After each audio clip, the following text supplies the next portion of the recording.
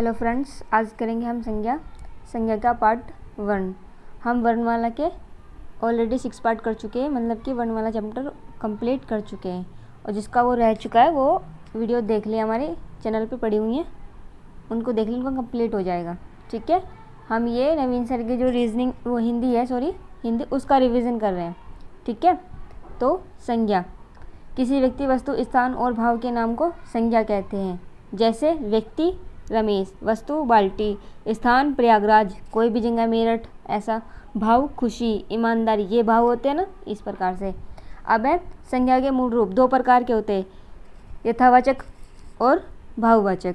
ठीक है, यथावाचक और भाववाचक।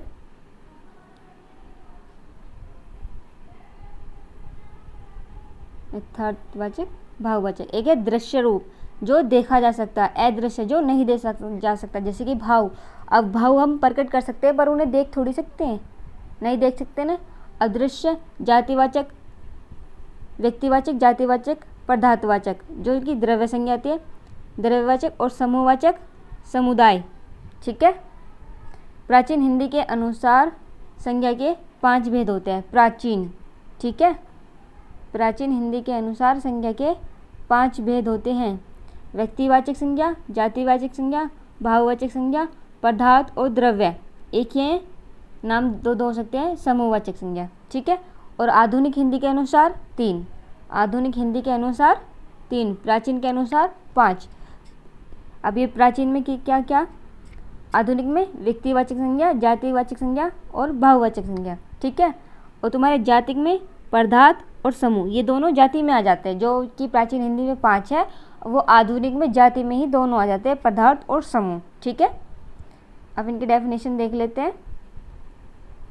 व्यक्तिवाचक संज्ञा, ये क्या होती है? व्यक्तिवाचक संज्ञा दृश्य, जो देखी जा सकती है, सदैव एक वचन, ये सदैव एक वचन में होती है, दुनिया में हमेशा विशेष और अकेली होती है।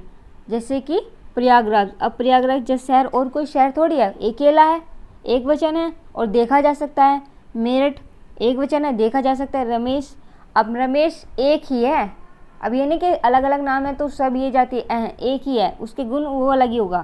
ताजमहल एक ही है, माउंट एवरेस्ट एक ही है। ठीक है, देखा जा सकता है। तो व्यक्तिवाचक जो विशेष है, जिसके जैसे कोई और ना हो, तो व्यक्तिवाचक।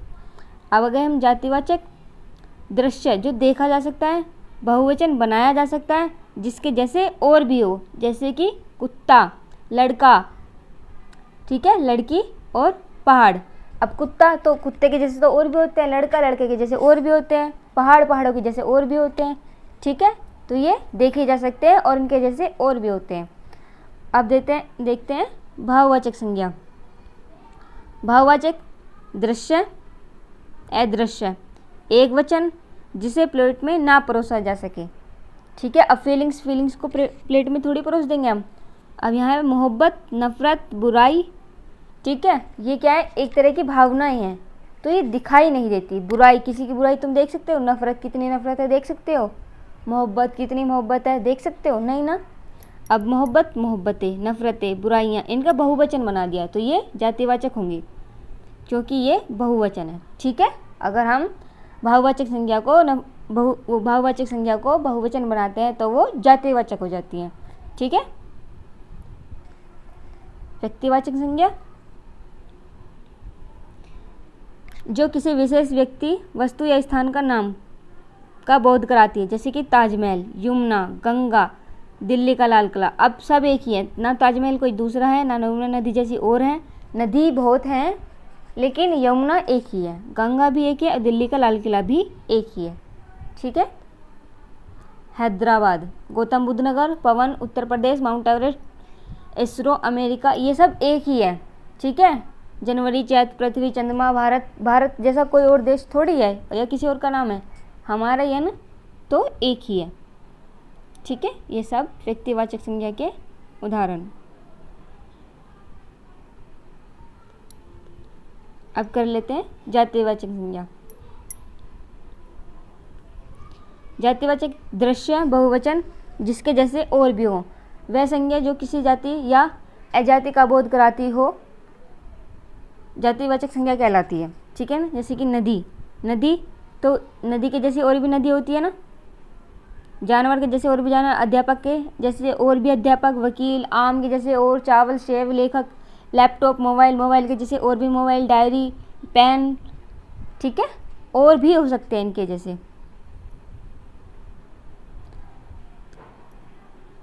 प्रकृति आपदा जो जातिवाचक में रखा गया है, जैसे कि भूकंप। अब भूकंप अगर उसका नाम रख देते हैं तो वो हो सकता है व्यक्तिवाचक, लेकिन भूकंप तो और भी आते हैं। जो जितनी भी प्राकृतिक आपदाएं हैं वे जातिवाचक होती हैं। इस पॉइंट को जरूर याद कर लेना, भूकंप, ज्वालामुखी, ठीक है। अगर नाम रखते हैं तो व्यक्तिवाचक हो सकते हैं, लेकिन भूकंप ही है तो वो जातिवाचक है।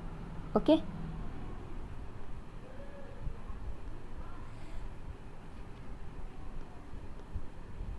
ये हो चुका है कंप्लीट। गाइस सपोर्ट करो और सब्सक्राइब करो ज़्यादा से ज़्यादा, ताकि मेरा मनोबल बढ़े और मैं आपके लिए अच्छी अच्छी वीडियोस बनाऊँ। और जो कि हम हिंदी का रिवीजन करते हैं इसको जल्दी से कंप्लीट कर लें, ठीक है गाइस।